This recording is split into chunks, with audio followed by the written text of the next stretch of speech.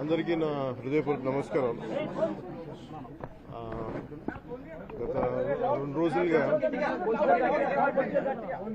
కొన్ని రోజులుగా ఆలోచించి మనం అరకు ట్రైబల్ ఏరియాస్లో మోస్ట్ వల్నరబుల్ ట్రైబల్ గ్రూప్ సంబంధించి అక్కడ రోడ్ల నిర్మాణం వీటి మీద ఆ కార్యక్రమంలో ఉండగా నిన్న ఇవాళ ఆ కార్యక్రమంలో ఉండగా నాకు పొద్దున్నే ఒక 7:30-8 గంటలకు ఫోన్ వచ్చింది.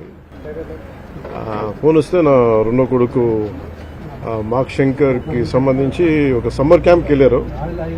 సమ్మర్ క్యాంప్కి వెళ్తే అక్కడ అంటే నా వైఫ్కి ఫోన్ వచ్చింది, ఇట్లా ఫైర్ యాక్సిడెంట్ అయింది, స్కూల్ మన సమ్మర్ క్యాంప్ స్కూల్ నుంచి ఫోన్ చేశాను.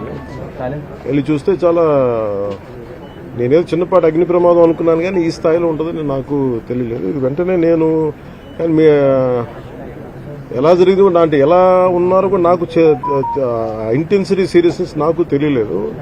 అంతా బాగుంటుంది అనుకున్నాను. చూస్తే ఇప్పుడు తనని ప్రస్తుతం హాస్పిటల్లో జాయిన్ చేశారు, బ్రాంకోస్కోపీ పెడతా ఉన్నారు. Very tragic news.